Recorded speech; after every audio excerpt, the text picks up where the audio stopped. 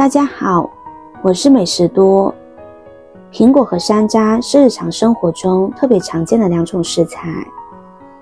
苹果是大家特别喜欢吃的一种水果，山楂其实也是一种水果，但是一般情况下大家都不会直接食用，因为它实在太酸了。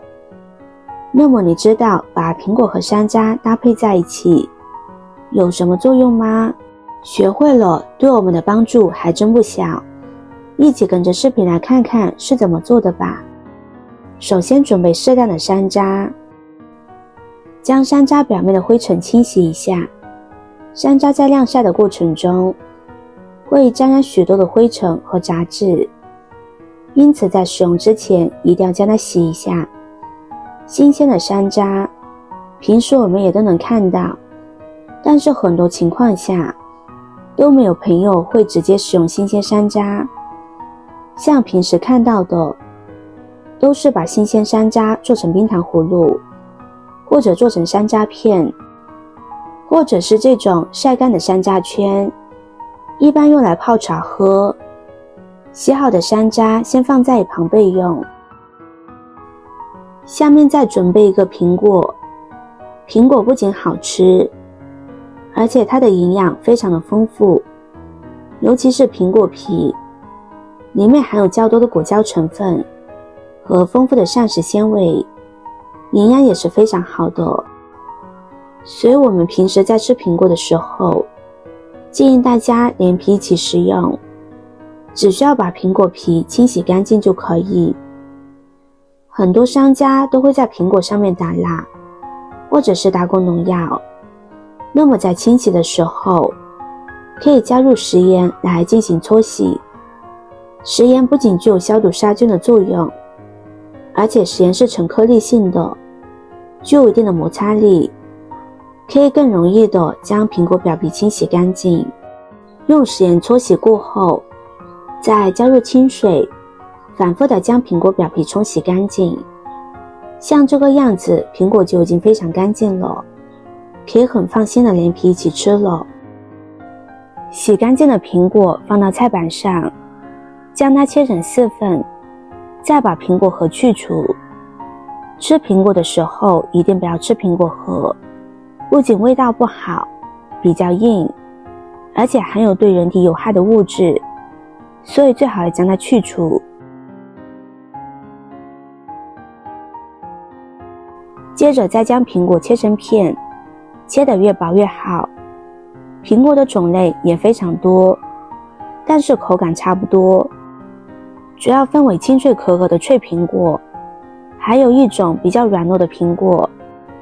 那种苹果口感比较沙软，比较适合老年朋友还有小朋友食用。苹果的口味酸甜，并且热量比较低，每100克苹果热量约为50大卡，特别适合减肥的朋友食用。切好的苹果先放入盘中备用。下面再来准备6颗红枣。红枣又叫大枣，富含丰富的维生素 C 和维生素 P， 营养非常的丰富。仔细看一下红枣的外表，就能发现它的表面有许多的褶皱，这些褶皱就会隐藏很多的脏东西和一些灰尘杂质，所以我们在清洗红枣的时候千万不能马虎。可以加入1勺面粉，1勺食盐，面粉具有很强的吸附性，食盐有消毒杀菌的作用，这样就可以将红枣很轻松的清洗干净了。抓洗过后再换清水多漂洗几遍，直到水变得清澈为止。洗干净之后控水捞出，放入盘中，再把红枣剪成小块。红枣平时我们可以吃新鲜的枣子，直接从树上面摘下来就可以食用。不仅如此，还可以制成蜜枣、熏枣、黑枣、酒枣等，营养丰富，吃法也非常的多。像平时熬粥的时候也可以放上几颗，会增加一点甜味，或者是泡茶的时候放上几颗，营养也是非常丰富的。尤其是像在做枣糕，是很多老年朋友还有小朋友特别喜欢吃的一种点心。下面准备一口锅，把准备好的食材倒入锅中，再加入适量的清水，水的量大概1000毫升就可以。这里大家可以用电锅，也可以用砂锅，养生壶都是可以的。用勺子把食材搅拌均匀之后，再盖上盖子，开大火煮开。煮开之后再转小火慢炖15分钟，将所有的食材都煮至软烂，煮至入味。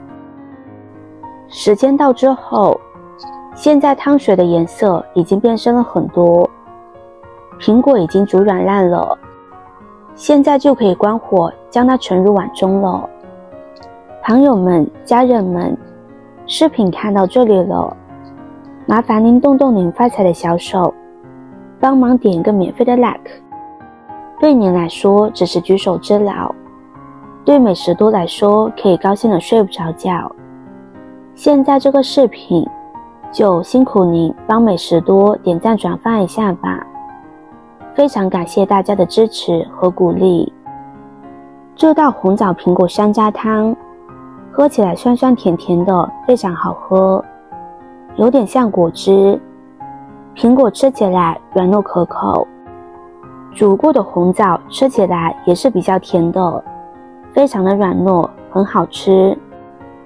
像这样做出来的山楂是没有经过任何加工的，里边渗透着苹果和红枣的味道，吃起来酸甜软糯，非常好吃。如果你觉得煮出来比较麻烦的话，还可以用来泡水喝，但是泡水味道就没有那么浓郁，也没有那么香甜。你可以根据自己的喜好来决定以哪种方式来做。这道汤喝起来口感酸酸甜甜的，非常的好喝，不要说大人了，就连小孩也非常喜欢喝。如果平时家里的小朋友不喜欢喝水，那么就可以煮上这道汤给他喝，营养也是很丰富的。喜欢的朋友就收藏起来试试吧。今天的分享就到这里了，视频看到这里了，麻烦各位哥哥姐姐动动小手给我点个赞吧。点击我的头像，可以看到更多的美食视频。我们下个视频见啦！